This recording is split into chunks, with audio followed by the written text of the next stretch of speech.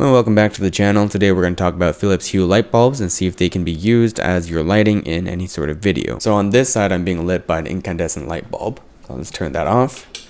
And everything else you see here is the Philips Hue smart bulb. So the main thing I'm interested in is whether or not we can use these in video to light, because a lot of us have it anyways in our home. And someone like me, I actually don't really own like an Aperture 120D or any sort of video light other than a really small one, and that's kind of too weak to be your key, right? So something like this is actually very convenient where it's right next to me. Move it around, whatever. It's one of those stand lights from IKEA, I believe. So yeah, with the convenience factor and stuff, I thought, hey, I can just change the color to whatever temperature I want as well, even whatever color I want, and just reuse it whenever. So I was starting to use it in a couple of videos when I first bought them, and then I noticed that there was these lines that kept on showing up.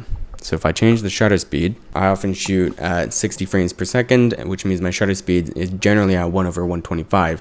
And that's when you'll really notice these lines to show up. It's less prominent in 24 frames per second, and you're shooting at 1/50, but even then it's slightly visible.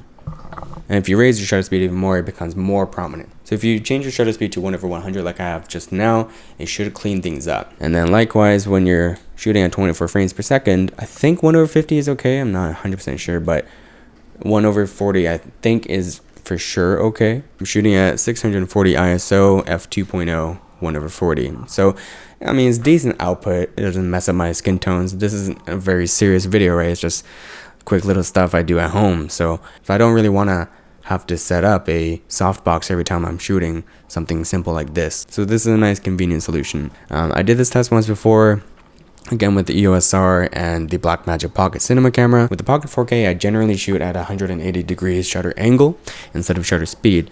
So with that, even in 24p, I noticed that there was these lines, and 60p quite a bit. But the Pocket 4K has an anti-flickering thing. You can set it to either 50 Hz or 60 Hz. I believe 50 Hz was a little bit better than 60 Hz, but you'll still be able to see it. So the best way to fix that is to change your shutter angle to drop it to 172.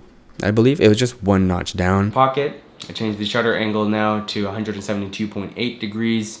And then the flip side, I think to 216 was okay. Not 100% sure about that one, but 172 was 100% okay. So yeah, this is more of a test, and it was just more out of curiosity's sake to see if I can completely get rid of these lines. I think they're completely gone right now. And again, that's just good news for me because these are so versatile and easy to set up because, I mean, I have them up anyways. Short video, that's it from me. Have a wonderful day. Bye-bye.